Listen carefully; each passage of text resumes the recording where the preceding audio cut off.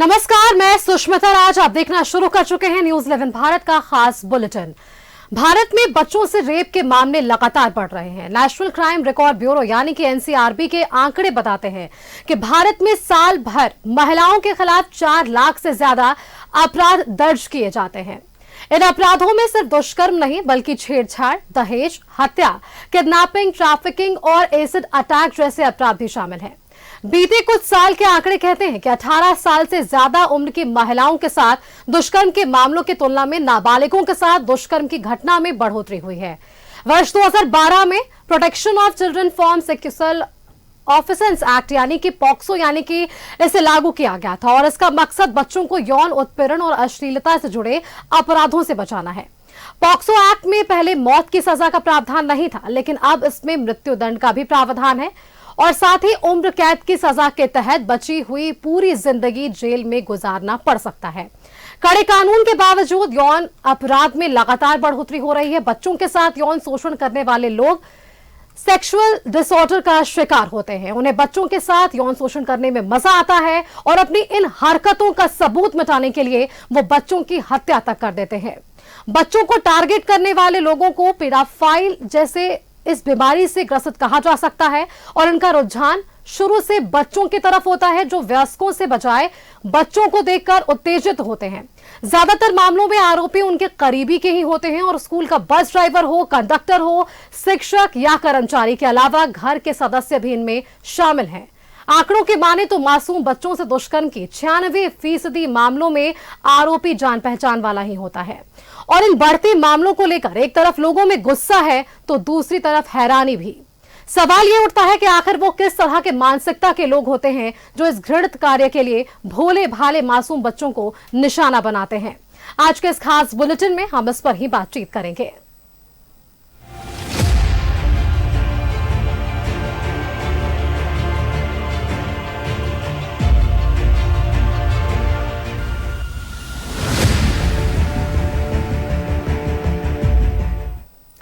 बात अगर झारखंड विशेष की करें तो झारखंड में मासूमों से दरिंदगी नहीं थम रही है।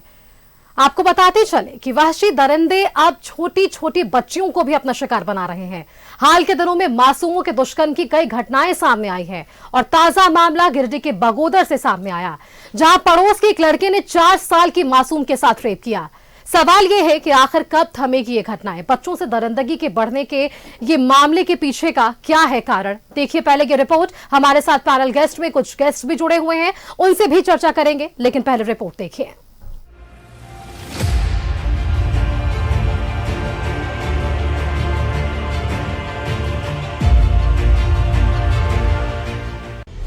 झारखंड में थम नहीं रहा मासूमों से महापाप। गिरिडीह के बगोदर में 4 साल की बच्ची से रेप, पड़ोसी पर ही मासूम से दुष्कर्म का आरोप। झारखंड में मासूमों से दुष्कर्म का मामला थमने का नाम नहीं ले रहा। गिरिडीह के बगोदर में महज 4 साल की मासूम से दुष्कर्म हुआ। रेप का आरोप पड़ोस के एक लड़के पर लगा है। आरोपी लड़का पहले बहला फुसलाकर बच्ची को अपने साथ घर ले गया और दरिंदगी की घटना को अंजाम दिया। पुलिस ने आरोपी को गिरफ्तार कर लिया है। एक 4 साल की बच्ची के साथ दुष्कर्म करने का मामला प्रकाश में आया था। बगोदर थाना टीम ने काफ़ी प्रोफेशनल तरीके से जो अभी अरेस्ट कर लिया है और बच्ची का जो इलाज और मेडिकल वगैरह कराया जा रहा है। और ऑफिशियल रांची का टीम जो है उससे भी निवेदन किया गया है कि आके जो स्पोर्ट्स है उन पे जो आए और हम ताकि हम जो है साक्ष्य संकलन जो है अच्छे तरीके से कर सके। कब थमेगी मासूमों से दरिंदगी की घटना? पलामू की बच्ची से गुजरात के भुज में दरिंदगी। बच्ची के पिता के साथ फैक्ट्री में काम करता था आरोपी। पश्चिमी सिंहभूम में मासूम बच्ची से दुष्कर्म। ज्यादा खून बहने से मासूम बच्ची की गई जान। ग्रामीणों ने आरोपी को पकड़कर पुलिस को सौंपा। रामगढ़ में 4ठी कक्षा की छात्रा से छेड़खानी। स्कूल के शिक्षक पर ही छेड़खानी का आरोप। अगस्त के महीने में जमशेदपुर में भी मासूम से रेप। नर्सरी की छात्रा से स्कूल वैन के ड्राइवर ने किया था दुष्कर्म। इसी साल पलामू में भी हुई थी बच्ची की रेप की वारदात। 11 साल की बच्ची से 72 साल के बुजुर्ग ने किया था दुष्कर्म। बच्ची को टॉफी खिलाने के बहाने बुलाकर किया था दुष्कर्म। हाल के दिनों में मासूम बच्चियों से दरिंदगी की घटनाएं बढ़ी हैं। न सिर्फ रेप की घटनाएं हो रही हैं, बल्कि छेड़छाड़ की घटनाएं भी बढ़ रही हैं। राजधानी में कुछ दिन पहले ही एक स्कूल की बच्चियों से छेड़खानी से बवाल मचा था। अपर बाजार में एक सरफराज शख्स स्कूल आने जाने वाली बच्चियों से छेड़छाड़ करता था, जिसका सीसीटीवी फुटेज सामने आने के बाद हंगामा मचा। तो फिर कार्रवाई करते हुए आरोपी को पुलिस ने गिरफ्तार किया। लेकिन ये घटना अभी शांत भी नहीं पड़ी थी कि सेंट जेवियर कॉलेज के एक छात्रा से छेड़खानी की घटना सामने आई। वहीं गाड़ी खाना इलाके में भी स्कूल की एक छात्रा से छेड़छाड़ की घटना सामने आई। इधर रामगढ़ में भी शिक्षा के मंदिर में गंदी बात हो रही थी। भदानी नगर थाना क्षेत्र के राजकीय मध्य विद्यालय में चौथी की छात्रा से छेड़खानी की घटना सामने आई, जिस पर बच्ची का भविष्य संवारने का जिम्मा था, जिस पर बच्चों को अच्छे और बुरे की पहचान कराने की जिम्मेदारी है, उस पर भी नाबालिग छात्रा से छेड़खानी का आरोप लगा है। लोगों के हंगामे के बाद पुलिस आरोपी शिक्षक मुख्तार आलम को गिरफ्तार कर जेल भेज दिया। सवाल ये कि बच्चियों से दरिंदगी को लेकर कड़े कानून हैं, नाबालिग से दुष्कर्म केस में पोस्को जैसी गंभीर धाराएं हैं, बावजूद आखिर मासूमों से दरिंदगी की घटनाएं क्यों नहीं थम रही? गांव से लेकर शहर तक बच्चियां दरिंदों की शिकार हो रही हैं। और तो और स्कूलों में भी बच्चियां सुरक्षित नजर नहीं आ रही। आखिर कब थमेगी ये घटनाएं? बच्चों से दरिंदगी के बढ़ने के क्या है कारण? क्या सोशल मीडिया और इंटरनेट की सुविधा का ये साइड इफेक्ट है? Bureau report, news 11 Bharat. तो आपने एक रिपोर्ट देखी और इस रिपोर्ट के जरिए हमने आपको ये दिखाने की और समझाने की कोशिश की कि दुष्कर्म के मामले लगातार बढ़ तो रहे हैं, लेकिन इसके पीछे का कारण क्या है, किस तरह से आप कानूनी प्रक्रिया के साथ आगे बढ़ सकते हैं और आपको न्याय मिलेगा। हमारे साथ पैनल गेस्ट जुड़े हुए हैं, सीधा आपको उनसे रूबरू कराते हैं। हमारे साथ तनुश्री मैम है, सीडब्ल्यूसी की खूंटी से अध्यक्ष है। बहुत बहुत आपका स्वागत है न्यूज़ 11 भारत पर। डॉक्टर अनुराधा वत्स हमारे साथ हैं, जो कि मनोवैज्ञानिक हैं। हर्षवर्धन रत्ता जी हैं, जो कि एडवोकेट हैं और पॉस्को के ज्यादातर मामले आप देखते हैं। वैजनाथ राम कुमार जी भी हैं हमारे साथ, और जो कि सामाजिक कार्यकर्ता हैं। इनसे भी हम बातचीत आगे करेंगे, लेकिन सबसे पहला सवाल मेरा हर्षवर्धन जी से। हर्षवर्धन जी, इतने कड़े कानून, इसके बावजूद भी वैसी मानसिकता वाले लोग आज भी हमारे समाज में जो इस तरह से कृत्य को करते हुए लगातार नजर आ रहे हैं। जी बिल्कुल, आपकी बात सही है। इस चीज के लिए काफी पॉक्सो एक्ट को लॉन्च किया गया, जिसमें 2012 में। इसके पहले क्या था कि आईपीसी में कुछ ऐसे सेक्शंस नहीं थे जो चाइल्ड अब्यूज, सेक्सुअल अब्यूज होने से बचे। तो इसके बाद जब ये एक्ट आने के बाद हम लोग एक लीगल अवेयरनेस फैला रहे हैं। अगल बगल जितने ग्रामीण इलाके हैं जिसमें लोगों को अवेयर नहीं है इस चीज़ को लेकर, तो इससे क्या हो रहा है, और लीगल अवेयरनेस फैलाने के बाद काफ़ी लोग, जो लोग अक्यूज्ड है, जो अभी तक बच्चे अपने घर पे पड़े हुए हैं, उन सबको भी अंदर कराया जा रहा है। इनके लिए काफ़ी हमारी टीम बहुत मेहनत कर रही है, और जिससे अब आगे इन फ्यूचर अब धीरे धीरे केसेस कम होने का यही हमारा ट्राई है। हर्षवर्धन जी, एक सवाल है मेरा, जो इस तरह से अगर दुष्कर्म के मामलों पर हम बातचीत करते हैं, अलग अलग धाराएं हैं, दुष्कर्म के लिए अलग, रेप और हत्या के लिए अलग, मृतावस्था में अगर कोई पीड़ित होता है उसके लिए अलग, और सामूहिक दुष्कर्म, ये सारी चीजें यहाँ पर अलग अलग है। जी बिल्कुल, सब पॉक्सो एक्ट के अंदर में सारे सेक्शन, सब चीजों को अलग अलग डिफाइन किया गया है, जिसमें सब चीज के लिए पनिशमेंट्स अलग है। और अब तो पनिशमेंट के साथ एक चीज और इसमें ऐड ऑन हुआ है आफ्टर द अमेंडमेंट, कि अब तो फांसी तक की सजा है इसमें। अच्छा हर्षवर्धन जी, क्योंकि आप मामलों को देखते होंगे, जो बच्चियों के साथ जिस तरह से ये घटनाएं लगातार बढ़ रही हैं, ऐसे क्या मामले आप तक पहुंच पाते हैं? क्योंकि बहुत मुश्किल होता है ऐसे मामलों को जानना, पहचानना और उसके बारे में खुलकर बातचीत करना और कानून का सहारा लेना। ये बहुत बड़ा डिस्टेंस गैप है। आप समझते हैं इस गैप को, कि इस गैप को अब कम होता हुआ नजर आ पा रहा है? जी, आपकी बात बिल्कुल सही है। इसीलिए ना हम एज एडवोकेट इसके अलावा भी हम लोग एक एनजीओ स्टार्ट किए हुए हैं जिसमें हम लीगल अवेयरनेस फैला रहे हैं। हमारे साथ काफ़ी मेंबर्स इसमें ऐड है जो कि अवेयरनेस फैलाते हैं। जहां जैसे आपने अभी बताया, आपके न्यूज़ चैनल में ये अभी शो लाइव टेलीकास्ट में ये भी था कि बगोदर में, रामगढ़ में, जमशेदपुर में अभी हाल फिलहाल में काफ़ी केसेस आ रहे हैं। तो ये केसेस होने के पहले और इनके पहले भी हमारी लीगल अवेयरनेस टीम वहां पहुंचती है, लीगली अवेयर करती है लोगों को। अगर कुछ ऐसे प्रॉब्लम से कुछ घटनाएं हो रही हैं तो उसके बाद फिर केसेस हमारे पास आते हैं। और इसमें क्या है कि इसके लिए पीपी भी है, पीपी है, लेकिन ये है कि उनके लिए वो एक पीपी है इसके लिए असाइंड, वो कितना वर्क कर सकती है। इसके लिए क्या है कि हम इनके लिए सपोर्ट पर्सन भी प्रोवाइड करते हैं जो जिनके साथ भी कुछ घटना हुआ है, और इनके फैमिली के लिए हेल्प करते हैं, और इवन की रिहैबिलिटेशन भी इनके लिए बहुत ज़रूरी है। तो वो भी हमारी टीम, एनजीओ हमारी टीम ही करती है इसका। चलिए, एनजीओ का क्योंकि आपने जिक्र करा है तो तनुश्री मैम से भी एक हम सवाल जरूर लेना चाहेंगे। तनुश्री मैम, क्योंकि घटनाएं लगातार झारखंड में बढ़ रही है और इससे पहले भी मैंने चर्चा की थी, हमारे पैनल गेस्ट से जुड़े थे वो भी, सामूहिक दुष्कर्म इस तरह से जो मामलाएं लगातार सामने आ रहे हैं। आप राजधानी रांची के एक मामले के जिक्र कर लीजिए, छेड़खानी का एक मामले सामने आया, दूसरा मामला, तीसरा मामला, एक के बाद एक मामले सामने आने लगे।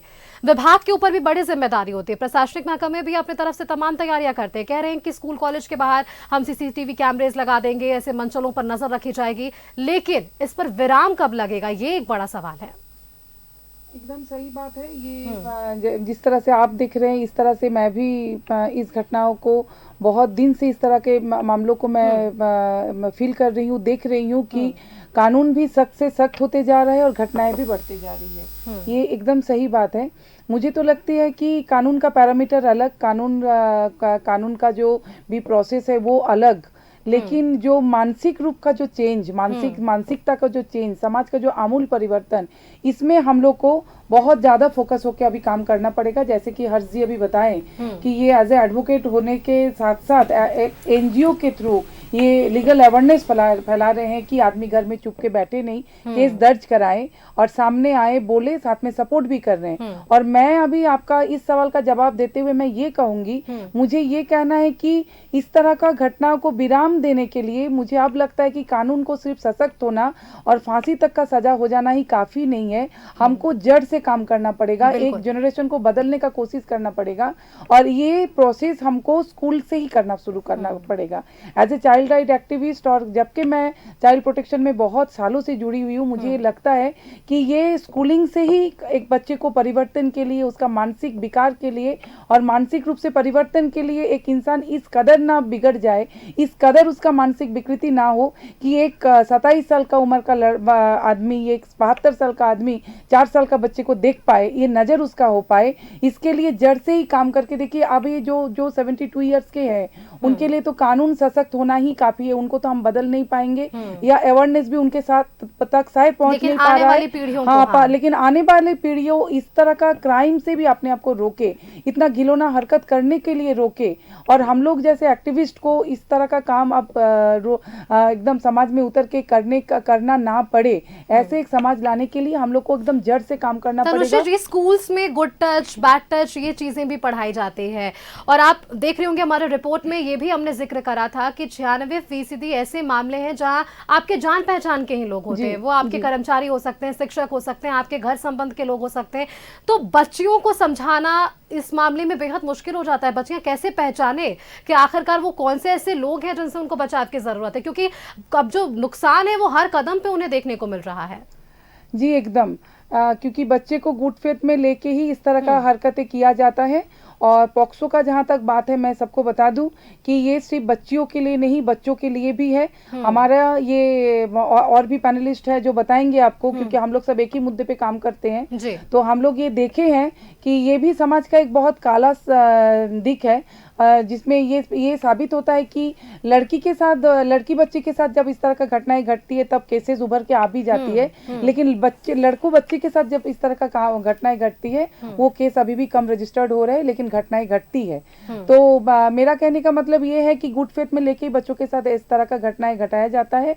लेकिन आप जो बात बोले गुड टच बैड टच, ये गुड टच बैड टच तो हम लोग विक्टिम को सिखाते हैं कि आप इस तरह से, आपको अगर कोई टच कर रहा है या करने का कोशिश कर रहा है तो आप सामने मत जाओ, चाहे करो मत।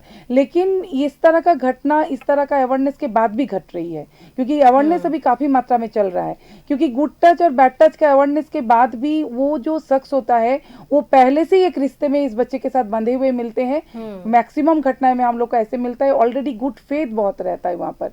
इसलिए मैं जो भी आज आपके चैनल के जरिए मुझे सुन रहे हैं पेरेंट के साथ बच्चे, मैं एक छोटा सा टिप्स देना चाहूंगी, क्योंकि ये भी हम लोग एनालिसिस के थ्रू ही निकाले हैं और हर एक सेशन में ये बताते हैं। आज मैं सबको ये बताना चाहूंगी, बच्चे को, खास करके बच्चों को, जो लोग मुझे सुन रहे हैं, कि अगर कोई भी शख्स आपको ऐसा कोई काम करने के लिए बोल रहे हैं या बुला रहे हैं या आने के लिए बोल रहे हैं और साथ में ये भी बात बोल रहे हैं कि पेरेंट्स को ना बताए, अपने मम्मी पापा को ना बताए, तो वो तुरंत अपने आप को सावधान कर ले और ये समझ ले कि या तो उनके साथ कुछ गलत घटनाएं घटने जा रही है, या तो वो इंसान घटना घटाने का पूर्व मुहूर्त में, मतलब एक प्री इंडिकेशन है कि पेरेंट्स को नहीं बताना, अपने शुभचिंतकों को नहीं बताना, अपने सेफ्टी नेट को बच्चे क्रॉस ना करे।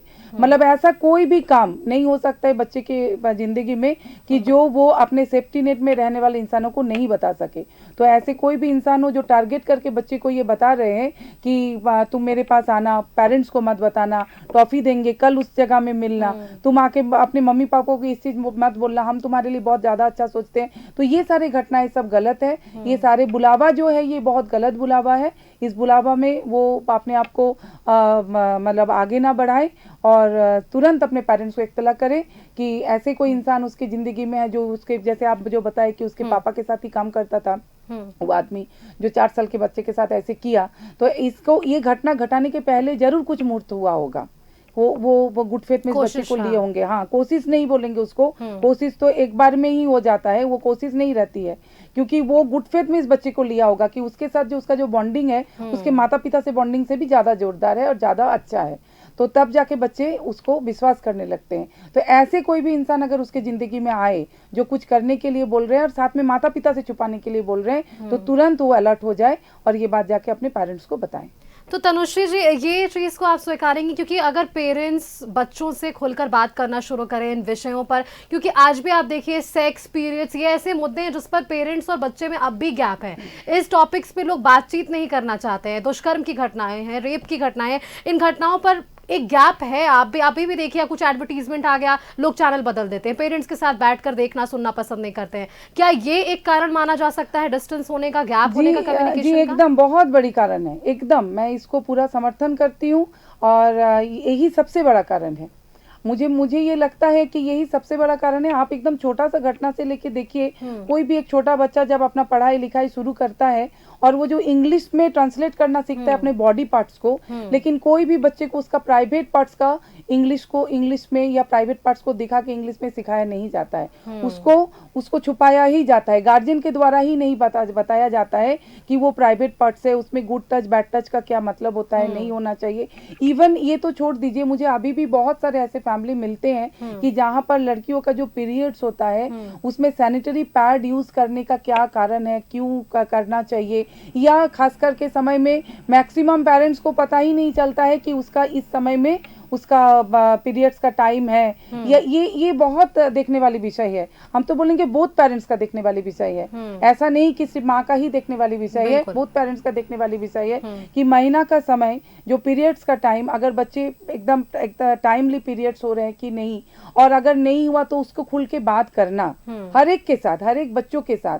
स्कूल से लौटते वक्त हम तो छोटे बच्चे के गार्जियन को ये भी बोलते हैं कि स्कूल से लौटने के बाद बच्चों को टिफिन खाया कि नहीं खाया, होमवर्क किया कि नहीं किया, ये पूछने से अलावा अगर बच्चों से छोटा सा एक क्वेश्चन हम लोग खुल के रख दे कि आज दिन कैसा रहा, तो ये सबसे अच्छा और मजबूत सवाल रहेगा। खुल के बात करना बहुत जरूरी है बच्चों से, और बच्चे का बात सुनना बहुत जरूरी है। बच्चे के साथ जो क्वेश्चन होगा वो हमेशा ओपन हेडेड होना चाहिए। मतलब बच्चे के साथ हमेशा क्वेश्चन पे क्वेश्चन नहीं करना चाहिए। बच्चे को एक क्वेश्चन पूछ के उसको स्पेस देना चाहिए कि इसके बारे में उसको जितना कुछ पता है वो बताए। हो सकता है बच्चे कभी कभी अपना बात पेरेंट्स को नहीं बता पाते हैं, अपने जगह में अपने दोस्त को रख के अपना सेम स्टोरी को बच्चा एक्सप्लेन करता है अपने पेरेंट्स के सामने। कभी भी आप लोगों के सामने आती हो। हाँ, हम लोग रोज इसी केस से डील करते हैं, ऐसे ही घटनाएं देखते हैं। मुझे ये भी आप लोग देखिएगा कि बहुत कॉमन सिनारियो है कि अगर आपका बच्चा जब कभी खराब रिजल्ट करता है या कम परसेंटेज लाता है, आप उस चीज को बोलते हैं तो बच्चा उस क्लास में सबसे जो कम नंबर लाता है उसको आपको दर्शाता है, हाँ एग्जाम्पल सेट करता है। तो इस तरह से एग्जाम्पल बच्चा जब देने लगता है, आप देना शुरू करता है, मतलब वो अपने आप को बचाना, डिफेंड करना और अपना एक्सप्लेनेशन देने का। इससे ही एक जोड़ा सवाल डॉक्टर अनुराधा से भी ले लेते हैं। डॉक्टर अनुराधा, आपसे तो आज बहुत सारे मेरे सवाल होंगे, क्योंकि जिस तरह से ये मामले बढ़ रहे हैं, एक तो वो विक्टिम्स जिनके लिए ये सोचना समझना बहुत मुश्किल होता है, एक तो वो बहुत कम उम्र के बच्चे, उन्हें शायद कुछ वक्त तक पता ही नहीं होता कि उनके साथ क्या हुआ। दूसरी चीज, वैसे मानसिकता वाले लोग जो इस कृत्य को करते हुए लगातार नजर आ रहे हैं, और कई बार तो ऐसा होता भी है जब उनकी पहचान भी नहीं हो पाती और वो खुलेआम घूम रहे होते हैं। बिल्कुल बिल्कुल सुस्मिता, इसमें मैं ये कहना चाहूँगी कि कोई भी जब हमारे पास न्यूज़ आता है वो काफ़ी बढ़े हुए जब घटना घटती है तब आती है, लेकिन जो व्यक्ति जो इस तरह के काम को करता है तो वो शुरुआती दौर पे कुछ भी ऐसे अपने व्यवहार को अपने परिवार के बीच में या पड़ोसों के बीच में करते आता है। तो वहाँ पर ऑब्जर्वेशन करने की ज़रूरत है कि अगर कोई उनके साथ में रहने वाले जो परिवार हैं, अगर वो इन चीज़ों को इग्नोर करते हैं, लेकिन वहीं पर वो जो व्यक्ति है उसको बढ़त मिलती है, उसको मोटिवेशन मिलती है कि तुम ये काम कर सकते हो, खुलेआम कर सकते हो। तो ये बहुत ज़रूरी है कि देखने के लिए कि अगर परिवार में ही सदस्य को ईमानदार होना है। मैं यहाँ पर ये बताना चाहूँगी कि हमारा जो इंडियन कल्चर है जिसमें चाचा मामा जो रहते हैं उनको काफ़ी मतलब रिस्पेक्ट दिया जाता है, लेकिन ज़्यादातर जैसे आपने भी बहुत सारी ऐसी बातें बताई और तनुश्री मैम और हर्षवर्धन सर ने भी बात को रखा कि जो भी इस तरह से काम करते हैं वो हमारे आसपास के ही लोग रहते हैं, हमारे जानकार के लोग रहते हैं, क्योंकि इजी अवेलेबल रहते हैं। कोई क्योंकि बाहर से कोई प्लानिंग करके बहुत ही रेयर में आते हैं केसेस में। तो यहाँ पर ये समझना है कि पेरेंट्स को काफ़ी कॉन्शियस होने की ज़रूरत है फर्स्ट, और 2 साल की उम्र से ही जहाँ पर बच्चे सभी चीज़ों को जानने की कोशिश जब स्टार्टिंग होती है अंडरस्टैंडिंग, उसी समय से उनको बताना है और उनको फुल ऑब्जर्वेशन में रखना है। और ये जब होने लगते हैं हर एक घर से अगर होगा तो, और दायरा एक जो डिफरेंसेस हैं, जैसे आमतौर पे हमारे यहाँ देखा जाता है कि बहुत इजी बहुत बच्चे बड़े भी हो गए तो भी गोदी में बैठाते हैं, मतलब तो इस तरह से जो इस चीज़ को रोकना है, ब्रेक करना है, हम क्यों किसी की बॉडी को टच कर रहे हैं। तो इस तरह से जब मिलते हैं तो गले मिलते हैं, लेकिन वो किस प्रेशर में मिल रहे हैं ये भी यहाँ तक कि बताने की ज़रूरत होती है। जो ये बच्चे समझ नहीं पाते, उनको लगता है कि हमारे जो चाचा मामा या पड़ोसी कोई भी ये गलत कर रहे हैं। और ये जैसे तनुश्री मैम ने किया कि जो रिसर्च है, जो इतने सारे रिसर्च हुए हैं कि लड़कियों के साथ नहीं लड़कों के साथ भी है मामले हैं। बिल्कुल, मैं एक क्योंकि दिव्यांगता क्षेत्र में काम करती हूँ तो मुझे काफ़ी होता है कि जब दिव्यांग बच्चे, जिसमें रिसर्च में आया है कि लड़कों में सबसे ज़्यादा, लड़कियों में की तुलना में लड़कों में काफ़ी ज़्यादा, क्योंकि एक वो इंटेलेक्चुअल डिसेबल होते हैं, उनको पता भी नहीं चलता है कि उनके साथ में क्या हो रहा है, वो बोल नहीं सकते हैं, सुन नहीं सकते हैं, कोई ब्लाइंड होते हैं, वो समझ नहीं पाते हैं। तो इस तरह से इन सभी में अगर देखा जाए तो ये जो केसेस है वो सब तरफ से आ रहा है। और ये बहुत दुख की बात है कि इसमें अगर हम आज 72 साल 75 साल के व्यक्ति और को भी देख रहे हैं तो ये एक जो कुंठित जो मानसिकता होती है, क्योंकि उनका जो टारगेटेड रहता है, जो वो पहले ऑब्जर्व करते हैं बच्चा कैसे हमको अकेले में मिलेगा, क्योंकि वो समूह के बीच में वो ऐसा नहीं कर सकते, लेकिन समूह के बीच में उसको टच करते हैं, मतलब उसके तरफ जाने की कोशिश करते हैं। तो यहाँ पर परिवार के जो बाकी सदस्य हैं उनको कॉन्शियस होना बहुत जरूरी है। डॉक्टर अनुराधा, अगर दुष्कर्म तक ये मामला है और इसके बाद हत्या तक जब ये मामला पहुंचता है, वैसे विकार और वैसे मानसिकता वाले लोग भी हमारे बीच है। आप ये देखिए जिस तरह से मामले लगातार सामने आते हैं, ना सिर्फ दुष्कर्म होता है, सामूहिक दुष्कर्म होता है, बल्कि हत्या, वो भी आप किस तरह से हत्या की जाती है ये खबरें भी आप तक पहुंचती होंगी। तो ऐसे मानसिकता वाले लोग भी हमारे बीच में है। बिल्कुल, एक एक्चुअली जब उनके जो टारगेटेड होते हैं, जब वो पूरे हो जाते हैं तो उनको ये डर लगा रहता है कि हमारे चीज़ें कहीं बाहर चले नहीं जाए, जिसके कारण से वो जो बच्चे रहते हैं उनको मर्डर की ओर लेके जाते हैं कि उनको मार देते हैं जान से, क्योंकि पहले डराने की कोशिश करते हैं, फिर उनको लगता है कि नहीं कहीं हमको कोई देख नहीं ले, कहीं पकड़ा नहीं जाए, जिसके कारण से वो हत्या करते हैं। दूसरी बात क्या है कि जो हत्या करना जो मानसिकता है तो वो एक तरह का आप सोचिए कि क्रिमिनल है, क्राइम।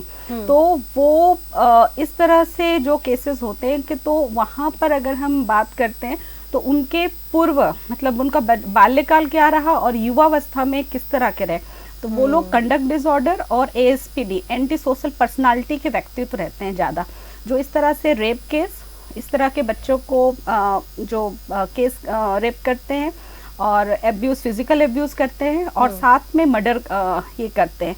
तो इसमें बहुत ज़रूरी है कि आप किस वातावरण में रह रहे हैं। अगर आपके आस पड़ोस में कोई जेल से बाहर निकला हुआ है या कभी वो पकड़ाया गया है, तो उससे ऑब्वियसली हम लोग को ये बताया जाता है कि सबको एक समाज में लेके चलना है, लेकिन ये बात का भी इंडिकेट करता है कि नहीं, हमको कैसे बच के भी रहना है। तो वहाँ पर परिवार के अगर सदस्य हैं तो ऐसा नहीं है कि उनको हम लोग को अपना लेना चाहिए, उनसे जितनी दूरी या कितना हमें व्यवहार करना चाहिए वो माता पिता को, उस घर के सदस्य को, उस घर के बच्चों को भी वो चीज़ सीखना होगा।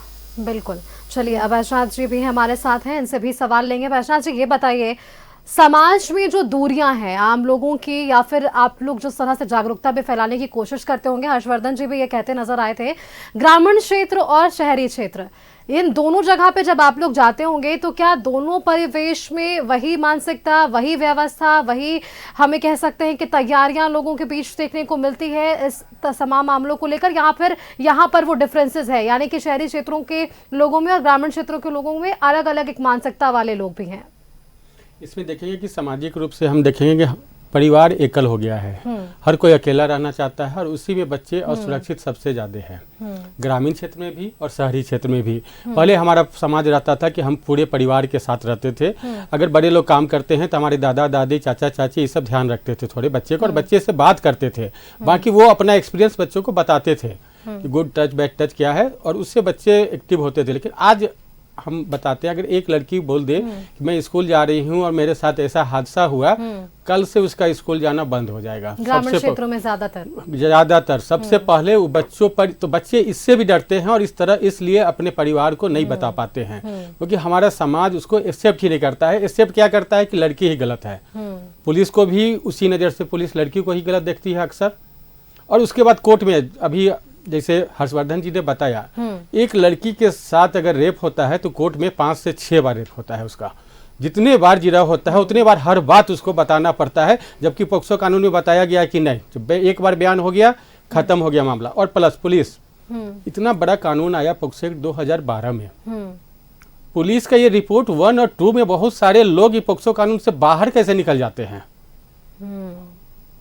मतलब जिस कानून में है कि जिसने अगर ये क्राइम किया तो अब उसको साबित करना है कि वो दोषी नहीं है, फिर भी पुलिस उसको बाहर कैसे निकाल देती है। मैं बड़े बड़ा केस का आपको उदाहरण दूंगा जिसमें पुलिस ने ऐसे आरोपियों को बाहर निकाला है अपने रिपोर्ट 1 और रिपोर्ट 2 के द्वारा।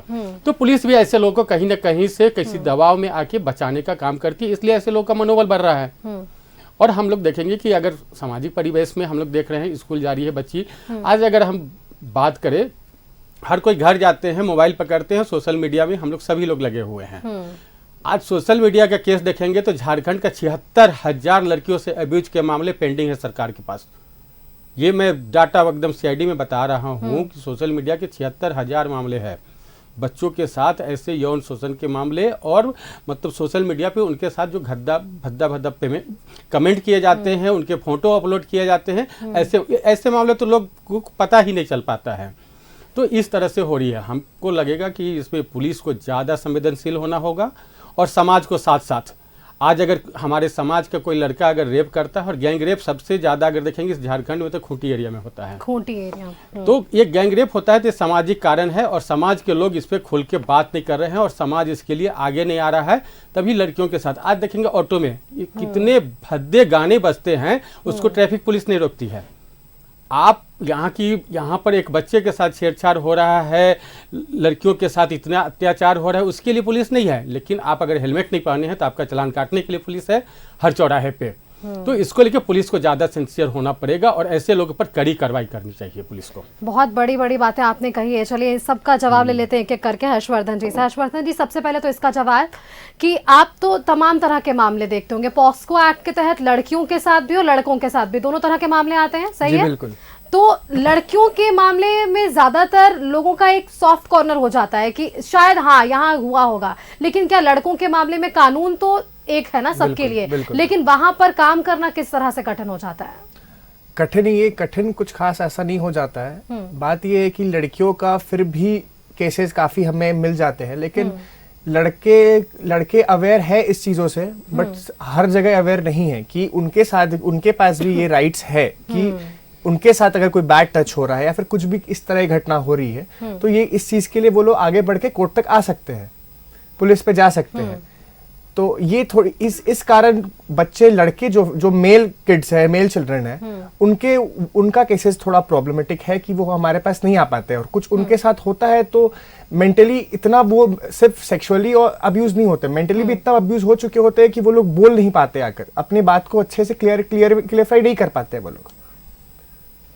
और विश्वास की जब जहां तक बात हो रही थी, वैजनाथ जी कह रहे थे कि विश्वास बढ़ाना बहुत मुश्किल हो जाता है प्रशासनिक स्तर पर या फिर कोर्ट तक। जब आपने सुना होगा इनका कि कोर्ट में भी वो चीजें बार बार उछाली जाती है, बार बार वहां पर बातचीत की जाती है उस विषय पर, तो विक्टिम के लिए परेशानी होती है उस विषय पर बार बार बात करना, क्योंकि फिजिकली मेंटली वो एक स्टेट में नहीं होती है। तो इस तरह से कैसे इससे बचाव किया जा सकता है हर्षवर्धन जी?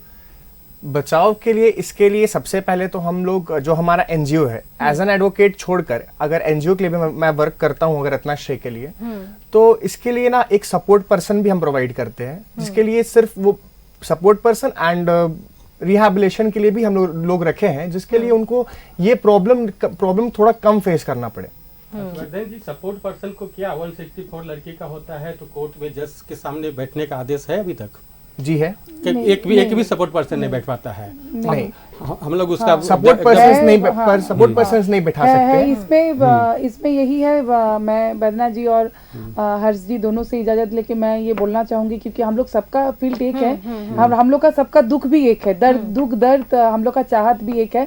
प्रोविजन तो है, वंदना जी का बात एकदम सही बात है कि कहीं ना कहीं ये जो अवेयरनेस है ये शायद एक्यूज्ड को डरा पा रहा है, शायद विक्टिम को समझ में आ रहा है कि केस करना है, लेकिन स्टेक होल्डर्स जो है जिनको काम करना है, कहीं ना कहीं अवेयरनेस उस जगह में हम लोग को और बहुत ज़्यादा से ज़्यादा फैलाना होगा। क्योंकि एकदम सही बात है वंदना जी का कि 164 के समय जो भी प्रावधान है वो बहुत समय अभी भी देखा जाता है कि वो अब लागू नहीं हो पा रहा है। बच्चे इस समय में अपने आप को काफ़ी अकेले महसूस करता है, क्योंकि वो भी तो प्रावधान है वंदना जी की मेडिकल का भी जरूरत नहीं है पॉक्सो में। पॉक्सो केस कोई मेडिकल या कोई गवाह, कोई सबूत, कोई एविडेंट्री सर्कमस्टेंशियल एविडेंस कोई चीज़ का मतलब मोहताज नहीं है, विक्टिम इनफ है, काफ़ी है। लेकिन फिर भी अगर विक्टिम को इतना सारा प्रोसेस से जैसे कि वंदना जी कहे कि विक्टिम को अगर इतना सारा प्रोसेस से गुजरना पड़ रहा है, ये काफ़ी दुखदायक है। ये हमारे न्यायिक प्रोसेस को बहुत डिले करता है। Justice delayed mean justice denied. तो पॉक्सो एक्ट को इम्प्लीमेंटेशन करना पड़ेगा हम लोग को एकदम सही ढंग से, और इसके साथ हम लोग टीम वाइज हम लोग सबको ही काम कर रहे हैं, लेकिन कहीं ना कहीं हम लोग हार जा रहे हैं, ये बात सही है। सुष्मिता जी, मैं बताना चाहता हूँ थोड़ा रोक के इनको, 4 साल की बच्ची के साथ अगर इसे घटना होती है और वो बगैर माँ के जज के सामने क्या बात करेगी? नहीं बोल पाएंगे। और फिर उसको मेडिकल में जाकर 2 फिंगर टेस्ट करेंगे तो फिर क्या होगा? 2 फिंगर टेस्ट बंद है, लेकिन फिर भी सभी लड़कियों का हो रहा है। तो इतने सारे कानून बनाए गए, जस्टिस वर्मा कमेटी ने इतने सारे जो प्रावधान दिए, हम पुलिस को डांट ले रहे हैं, सोशल वर्कर को डांट ले रहे हैं, सबको डांट, लेकिन जुडिशरी को कौन ठीक करेगा? यहाँ पर वहाँ पर भी समस्या है, सबसे ज़्यादा जुडिशरी में भी समस्या है। और प्लस वो हाईकोर्ट से एगो एंटीसिपेटरी बेल मिल जाना, वो भी बड़ा चीज़ है। ऐसे मामले में तो बेल मिलना ही नहीं चाहिए। जी बिल्कुल, ऐसे मामलों में। अब तनुश्री जी, एक और सवाल, क्योंकि आप बैजनाथ जी को सुन रही होंगी, खूंटी का जिक्र उन्होंने कहा कि ज्यादातर मामले खूंटी जिले से हैं, ऐसा क्यों? क्योंकि आप खूंटी जिला देख रहे हैं। एकदम इसका बहुत बड़ा कारण है, खूंटी में बहुत भारी मात्रा में अफीम का खेती होता है। क्योंकि एज ए CWC चेयरपर्सन मैं एकदम जमीनी स्तर पे काम करके मैं जो देखी हूँ कि खूंटी में नशा का जो प्रावधान है, जो नशा का जो रिवाज है, ये इतना काफी मात्रा में है कि एक बच्चे के दोनों बोथ पेरेंट्स मतलब मम्मी पापा दोनों पेरेंट्स सुबह से दारू पीते हैं और बच्चे इधर उधर घूमते रहते हैं। और कोई गांव ऐसा भी है जो चाइल्ड हेडेड गांव होता है। चाइल्ड हेडेड मतलब बच्चे ही कमाते हैं। खूंटी में तो ये भी बहुत समझ से परे है कि जहाँ पर एक घर लेके एक गांव होता है, वहाँ पे दिल्ली शहर जैसा शहर से बड़े बड़े प्लेसमेंट एजेंसी के हम तो क्या बोलेंगे, ट्रैफिकर बोलेंगे उन लोगों को, ट्रैफिकर पहुंच के बच्चे को ले कैसे जाते हैं। लेकिन प्रशासन अपना काम कर रही है और भारी मात्रा में बदलाव आया है और प्रोसेस भी चल रहा है। और बैद्यनाथ जी का बात को भी मैं कंप्लीटली झूठ नहीं बोल सकती हूँ, क्योंकि पर्सन टू पर्सन वेरी करता है। कहीं पर 2 फिंगर टेस्ट अभी एकदम बंद है, क्योंकि अवेयरनेस चल रहा है, डॉक्टर्स का अलग अलग ट्रेनिंग चलाया जा रहा है, सीआईडी डिपार्टमेंट से ट्रेनिंग हो रहा है, हमारे डीजीपी सर इसमें बहुत बढ़ चढ़ के हिस्सा ले रहे हैं। लेकिन ये भी सही है, कोई कोई पर्सन जो होता है अपना पर्सनैलिटी, अपना पर्सन टू पर्सन जो वेरी करता है। जैसे आप जो बैद्यनाथ जी बोले, ये भी सही है कि जब एक रेप होता है तब रेप का जो घटनाएं दर्ज हो जाने के बाद एक बहुत सारे इंसान, ऐसे भी इंसान हमारे सोसाइटी में है जिससे सबसे पहला सवाल ये आता है कि वहां पे लड़की कर क्या रही थी, वो रात में लड़की कर क्या रही थी। फिर सेकंड सवाल आता है कि वो पहनी क्या थी, मतलब वो इतना छोटा कपड़ा पहनने का जरूरत क्या था। उस पे तीसरा सवाल आता है कि घर में और कोई जेंट्स पर्सन नहीं थे अगर वो कुछ काम में जा रही थी। तो हमारी जो सोच, जो आप जो बोले कि पेरेंट्स का सोच, सबसे पहले बदलाव तो हमको लगता है कि कहीं और से नहीं, एक एक्यूज्ड अगर वो गलती किया, केस रजिस्टर्ड हो गया, प्रोसेस से गुजरना पड़ेगा, प्रोसेस बदलेंगे, केसेस अमेंड हो रहा है, कानून है ज्यादा से ज्यादा हो रहा है। लेकिन आगे प्रिवेंटिव मोड में अगर हमको काम करना होगा तो ये जो बचपन से जो बच्चा का जो मानसिकता है उसको बदलने के साथ साथ, जैसे कि मैं फिर से बोलूंगा कि एक लड़की के एक फीमेल या मेल चाइल्ड या एक लड़की का, अगर हम आमतौर पे मेजर का रेप लेकर भी अगर बात करें, जैसे कलकत्ता का जो आरजीकर वाला घटना है, तो ये तो सारे पैरामीटर को तोड़ दिए जी। ये तो ना work place is the second home of a person, तो ये वर्क प्लेस में था, लड़की अप्रोन पहनी हुई थी, डॉक्टर थी, समाज के सबसे अच्छी खासी जो स्तर होता है, डॉक्टर समाज की लड़की थी, तो सारे पैरामीटर को तोड़ के ये रेप हुआ। तो मतलब ये रेप जो है कोई पैरामीटर को मान ही नहीं रहा है। तो सबसे बड़ा बात है कि हम लोग को एक लड़की के माता पिता होने के साथ साथ लड़की को जिस तरह से सिखाना चाहिए, एक लड़का के माता पिता, एक लड़का मेल चाइल्ड का माता पिता होने के साथ साथ उनको भी अपने एक लड़का बच्चा को किस तरह से हम बड़ा करें, इसमें भी उनको बहुत ज्यादा ध्यान देना चाहिए। समाज में हम लोग ये सोच देखते हैं कि जब भी एक मेल चाइल्ड का जन्म होता है, गार्जियन होता है, परिवार वाले बड़ा रिलैक्स हो जाते हैं कि आगे उत्तर सूरी आ गया, वंश चलाने वाले आ गया और वो बहुत अच्छा से चलेगा। लेकिन जब लड़की आ जाती है, भले ही दहेज का डर ना हो, अमीर परिवार हो, पढ़ा लिखा भी लेंगे, डॉक्टर भी बना देंगे, लेकिन फिर भी डर लगता है कि बहुत प्रोटेक्शन के साथ उसको रखना है, कहीं रेप ना हो जाए। ये कितना बड़ा बेइज्जती हम औरतों के लिए। बैजनाथ जी, इस पर एक सवाल और, क्योंकि आरजीकर हॉस्पिटल का भी आपने जिक्र किया और झारखंड के भी कुछ विषयों को आप देखिए, अब जब ये मामले सामने आते हैं उस पर खूब चर्चा होती है, खूब बातें होती है, न्याय मिलेगा, कैंडल मार्च निकालते हैं लोग, न्याय की गुहार लगाते हैं, लेकिन महीने 2 महीने 3 महीने आप देख लीजिए आरजीकर मेडिकल कॉलेज वाले मामले पर क्या बातचीत हो रही है, कुछ बातचीत नहीं हो रही है, आरोपी पर क्या कार्रवाई हो रही है, कोई बातचीत नहीं हो रही है। तो ऐसे में किस तरह से आदमी विश्वास करेगा बैजनाथ जी? जी, आपका बात सही है। पोक्सो कानून भी देखिए, चाहे आज निर्भया कांड हुआ था, आज उसका हुए 12 साल हो गए, 12 साल भी हर रोज एक निर्भया के साथ रेप हो रहा होगा या उससे ज्यादा, जो डाटा है वो तो बहुत ज्यादा है। तो एक कानून लाने से भी कुछ नहीं हो रहा है। सच्चाई तो ये भी है बैजनाथ जी की बहुत सारे डेटा तो आते ही नहीं है सामने। बिल्कुल, बहुत सारे मामले तो आते ही नहीं है। तो इसके लिए खुद समाज को ही आगे होना, हमें अपने घर को खुद सुरक्षित रखना होगा, हमें पड़ोसियों को या सरकार आएगी उसके भरोसे नहीं बैठना होगा। आपको अपना परिवार की सुरक्षा खुद करना होगा और अपने परिवार के लोगों को और अपने आस पड़ोस के लोगों को खुद अवेयर करना होगा, तभी ये क्रांति आएगी और तभी ये समाज बदलेगा। अनुराधा जी से एक सवाल। अनुराधा जी, क्योंकि नशा का जिक्र किया हमने, खूंटी से जब बातचीत हो रही थी, आपने भी सोशल मीडिया का जिक्र किया था, क्या ये सारे कारण हो सकते हैं इस तरह के मानसिकता को आगे बढ़ाने के लिए? बिल्कुल, जो सोशल मीडिया के थ्रू, ये आज नहीं, बहुत पहले भी पिक्चर्स जब बनते थे तो एक पिक्चर्स एक मॉडल का काम करता है हमारे सोसाइटी में।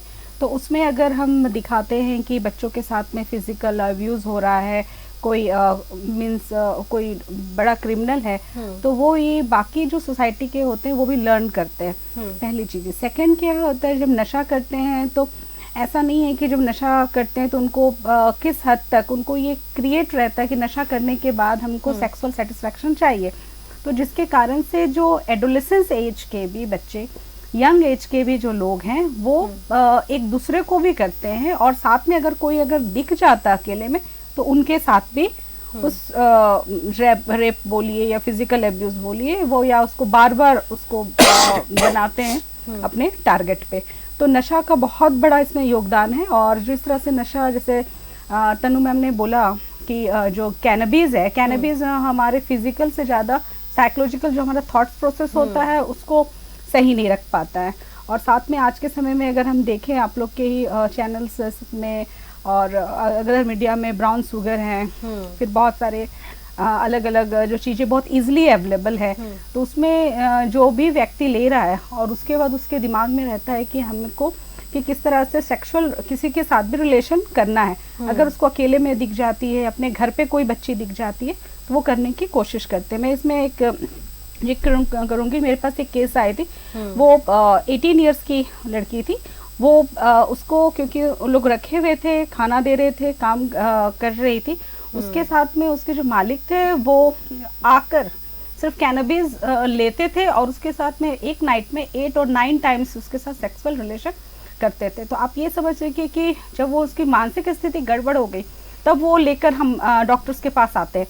तो यहाँ पर ये समझने की ज़रूरत है कि इस पर किस तरह से कंट्रोल किया जाए। सभी लोग अपना अपना काम कर रहे हैं, लेकिन इतनी ज़्यादा स्प्रेड हो चुकी है कि इसमें समय लगेगा। लेकिन फिर भी जो बैद्यनाथ सर ने एक बहुत बड़ी बात कही कि अपनी सुरक्षा और अपने परिवार की सुरक्षा, ये जो डिसिप्लिन है ये सिखाने की बहुत ज़रूरत है। और हम लोग को एकदम कॉन्शियस जो बार बार बोल रहे हैं कि वो रहने की बहुत ज़रूरत है और ये एक दूसरे को भी सिखाने की ज़रूरत है।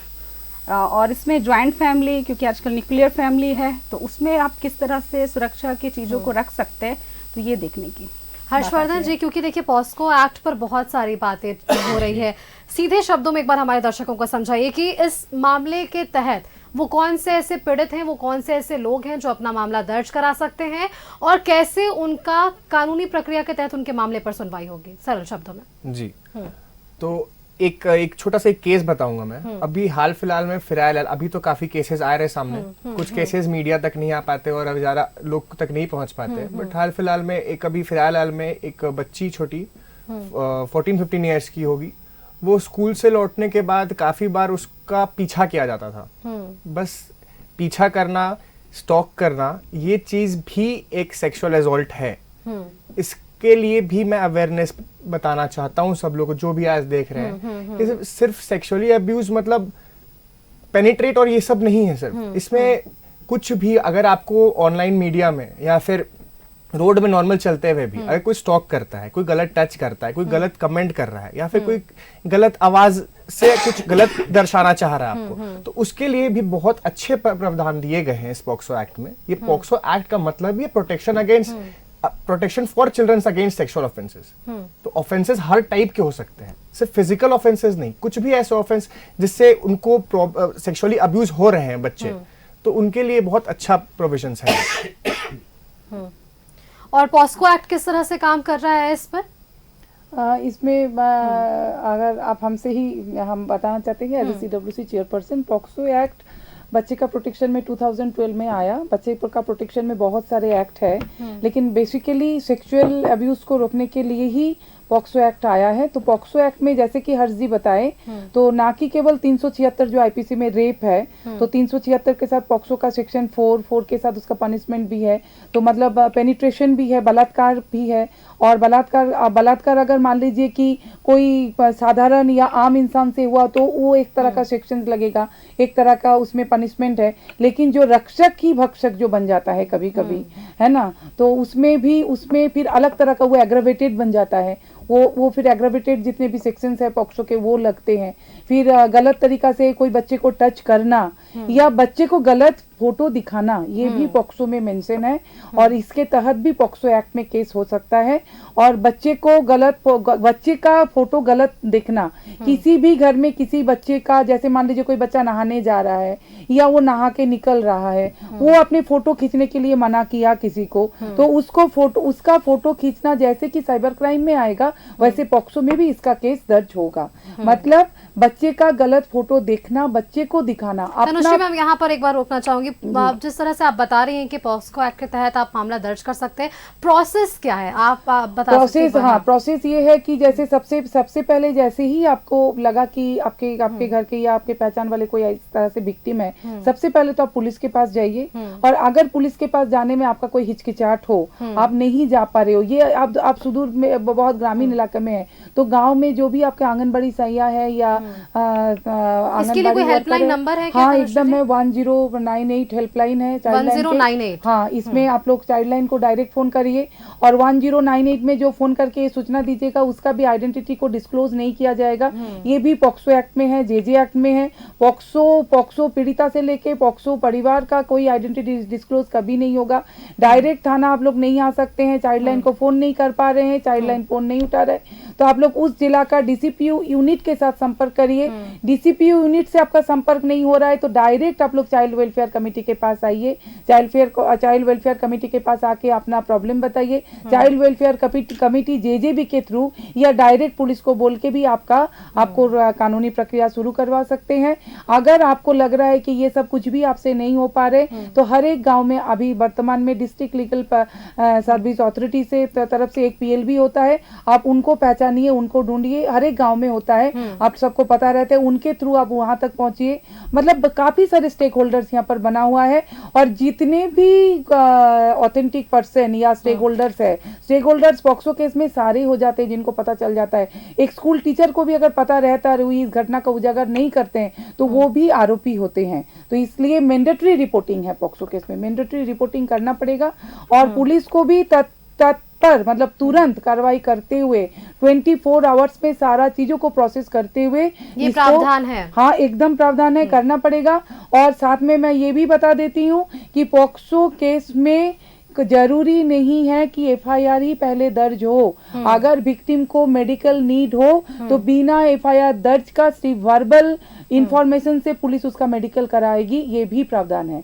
और ये भी प्रावधान है कि अगर विक्टिम जाके उसका फिजिकली जो कष्ट है वो छोड़ के बाकी सारे जो मेडिकल है रेप रिगार्डिंग या पॉक्सो रिगार्डिंग उसके लिए वो मना करते हैं तो उसको कोई प्रेशर नहीं कर सकता है कि वो जांच उसको कराना पड़ेगा। और मेडिकल एविडेंस का कोई मायने ही नहीं रखता है पॉक्सो केस में अगर विक्टिम अपने केस में स्टैंड रहती है और विक्टिम इस बात को बोलती है। जैसे कि बदना जी बताए, पॉक्सो केस का सारा प्रोसेस कैमरा ट्रायल में होगा, एक्यूज सामने कभी नहीं आएंगे।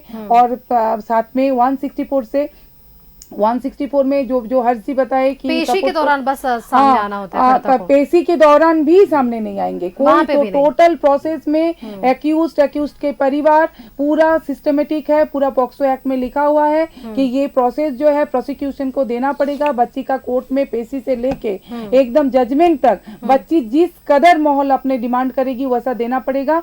और साथ में मैं ये भी बता देना चाहूंगी कि बच्ची अगर थाना जाने से भी इनकार करती है तो कोई भी पुलिस वाले बच्ची को दोबारा थाना नहीं बुला सकते हैं। बच्ची जहां कंफर्टेबल फील करेगी अपना बयान दर्ज वहीं पर बैठ के कराएगी। वो अपना घर भी नहीं हो सकता है, अपना दोस्त के घर हो सकता है, अपना मौसी के घर हो सकता है, सीडब्ल्यूसी का कोई प्रीमाइसेस में कोई बिल्डिंग में हो सकता है, रोड में हो सकता है, कहीं पर भी हो सकता है। मतलब पूरा केस जो है वो बच्चे के अकॉर्डिंग चलेगा, बच्चे का कंफर्टेबिलिटी के हिसाब से चलेगा। और साथ में 164 के समय बच्ची की माँ या सपोर्ट पर्सन का मौजूदगी होगी, इसमें कोई भी मना नहीं है। और सुतरंग अकेले बयान लीजिए, अकेले बाकी बच्चे अकेले बयान देने में डरते हैं। वीडियो कॉन्फ्रेंसिंग का जिक्र बैठना जी भी कर रहे हैं। हाँ, यही होना चाहिए। मतलब पॉक्सो एक्ट एक चीज और है जी कि पॉक्सो कानून यह कहता है कि अगर किसी के साथ लैंगिक हिंसा हुई और उसने हमको बता दिया, अब मेरा काम है एफआईआर दर्ज करना। मैं अगर एफआईआर नहीं दर्ज करता हूं तो पुलिस मेरे ऊपर एफआईआर दर्ज करेगी और मेरे ऊपर कार्रवाई होगी। ये भी प्रावधान है और ये कड़ा प्रावधान है। तो अगर बहुत सारे विषय हैं जो हमें पता ही नहीं था, शायद मुझे लगता है कि आज इस डिस्कशन के दौरान बहुत सारी चीजें सामने आ पाई है कि बहुत सरल है कानूनी प्रक्रिया का जो है वो बहुत सरल है, पूरा सिस्टम बना हुआ है। सुष्मिता जी आपको रोक के मैं एक चीज बताना चाहूंगी जो भी आपके जरिए मुझे सुन रहे हैं। जो कुछ दिन पहले जो घटना आया छेड़खानी का, बदना जी आप भी हमसे समर्थन करेंगे, मुझे पता है कि जो ये जो वीडियो वायरल हुआ था ये आम जनता को बहुत अच्छा लगा होगा कि एक बहुत बड़े अच्छे सोशल वर्कर ये वीडियो को वायरल किए, लेकिन ये पॉक्सो एक्ट का वायलेशन है, ये जेजे एक्ट का वायलेशन है। जिनको भी पता चला उनको तुरंत वो वीडियो क्लिप लेके पुलिस में देना चाहिए था, ना कि उस बच्चे का आइडेंटिटी को डिस्क्लोज करना चाहिए था। कहीं पर पॉक्सो एक्ट बच्चे के लिए है, बच्चे के परिवार के लिए है। आप लोग निडर रहिए, सिस्टम के पास आइए, system is bound to do for you. क्योंकि पॉक्सो एक्ट इसी हिसाब से बनाया गया है। और उससे भी बड़ा बात है, अगर हम लोग सजा में जाए तो अभी सजा सख्त से सख्त है, फांसी तक की सजा है। ये तो हो गया एक बात, कानून की बात। लेकिन फिर भी अगर नहीं रुक रहा है तो अनुराधा जी जिस तरह से बोल रही थी उस तरह से मानसिक रूप का विकास करते हुए हम लोग को जड़ से काम करके ये सब प्रिवेंटिव मोड में काम करना पड़ेगा। और परिवार वाले प्लीज प्रिवेंटिव मोड में रहिए, अपने सेफ्टी नेट में अपने बच्चे को रखने का कोशिश करिए और खुल के बच्चों से बात करिए। बिल्कुल, अब क्योंकि समय की पाबंदी है तो जाते जाते आप सभी से एक बार फीडबैक जरूर लेना चाहूंगी। अनुराधा जी, इस पर तो हमने बहुत बातचीत कर ली कि पीड़िता है और अगर उन्होंने मामला दर्ज किया तो उनकी सोच या फिर जो उनके साथ ऐसे काम कर रहे उनकी सोच में क्या है, लेकिन अब भी वैसी कई महिलाएं होंगी, जो बच्चियां होंगी, जो युवतियां होंगी जो सामने नहीं आ पाई होंगी, उन्हें क्या कुछ आप मैसेज देना चाहेंगे हमारे आज के इस कार्यक्रम के जरिए? मैं आपके इस मीडिया के थ्रू में उनको ये बोलना चाहूँगी कि सबसे पहले कि जो एक डर है उसको हटाना होगा और उनको ये सोचना होगा कि जो हमारे साथ अगर ऐसा हो रहा है तो और भी कितनी बच्चियां के साथ ऐसा हो रहा है, तो वो उस बात को लाए कि जिससे जो इस तरह के जो कृत्य कर रहे हैं उनमें भी डर की भावना जाए, जो एक्चुअल होने चाहिए और उनको सजा मिलना चाहिए, ये एक परिवार में और सामने आनी चाहिए। एक दूसरी एक चीज मैं बोलना चाहूंगी कि अगर इस तरह से अगर होते हैं तो उसका बचाव कैसे करना है, इसको भी परिवार में फैलाना है कि हम सुरक्षित कौन से व्यक्ति जिनके पास में जाए और हम किस तरह से वहां शॉटिंग करके वहां से भाग सकते हैं। तो और मैं सभी जो लोग हैं वो अगर इस तरह से अगर सामने आएंगे, जितने केसेस आएंगे उतने सॉल्व होंगे और जो इस तरह से जो लोग काम कर रहे हैं उनमें डर से ही ये केस को रोका जा सकता है और उनके जो इस तरह की मानसिकता जो इस तरह के जो एंटी सोशल जो पर्सनालिटी के लोग हैं उनका इलाज भी लोग लेकर जाएंगे। चलिए वैजनाथ जी, क्या कुछ कहना चाहेंगे वैसे लोगों से जो आज हमारा यह कार्यक्रम देख रहे हैं, वैसे दर्शकों से जो अब भी डर जिनके अंदर जरूर है लेकिन आवाज बुलंद करने की कोशिश उन्हें भी करनी चाहिए, क्योंकि जिस तरह से आप लोगों ने ये बेहतरीन तरीके से समझाया है कि किस तरह से पॉक्सो एक्ट है, वहां आप अपना मामला दर्ज करा सकते हैं और बिना आपके पहचान के। हम यही बोलना चाहेंगे ऐसी लड़कियों का, ऐसी महिलाओं का आप सम्मान करें जो ऐसे मामले लेकर के पुलिस के पास आ रही है और उसका हौसला अफजाई करे, तभी ऐसे मामले समाज के सामने ज्यादा आएगा और पुलिस के पास ज्यादा आएगा। पेरेंट्स के लिए क्या कहना चाहेंगे वैजनाथ जी, क्योंकि पेरेंट्स पर बहुत बातचीत हुई है, मतलब शुरुआत वहीं से होनी चाहिए थी बदलाव की, उनके लिए क्या मैसेज रहेगा? आप अपने बच्चों का दोस्त बने, उसके सहभागी बने और उनको एकदम आप दोस्ताना बिहेव करें कि वो अपना हर समस्या आपको दे।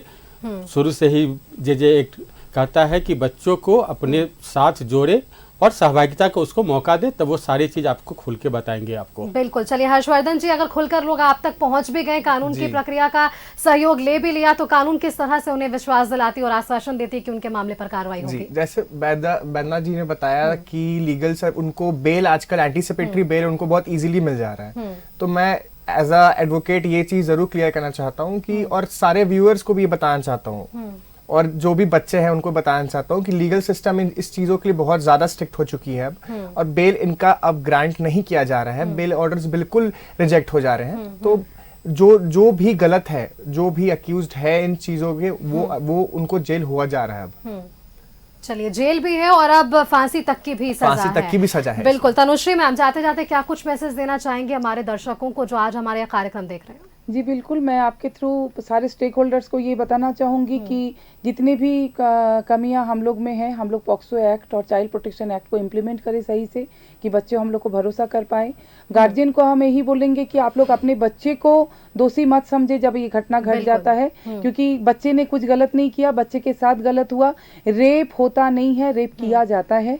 बच्चों को मैं ये बोलूँगी कि आपके साथ पूरा सिस्टम है, आप नहीं डरो, ये घटनाएं हैं, ऐसे घटनाएं गलत लोग करते रहते, गलत लोग के लिए सजा है, सिस्टम है, आप सिस्टम के पास आओ, सिस्टम आपके साथ 24 घंटा खड़े रहेंगे।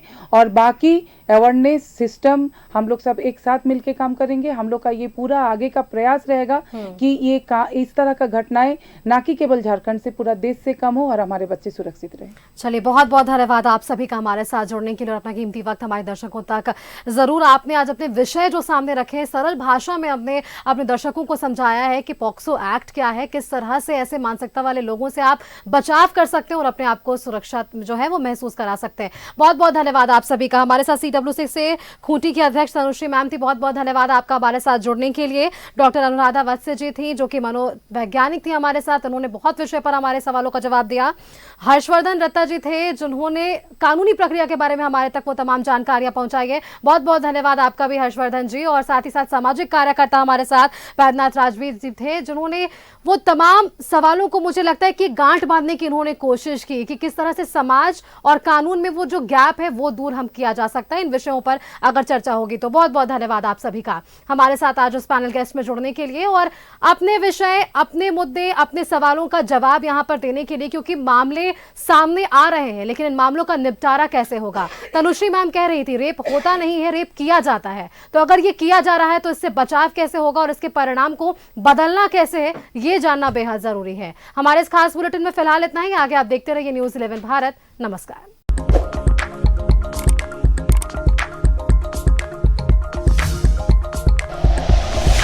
Like and share videos, subscribe करें हमारा चैनल और प्रेस करें बेल आइकॉन। न्यूज़ 11 भारत, सच है तो दिखेगा।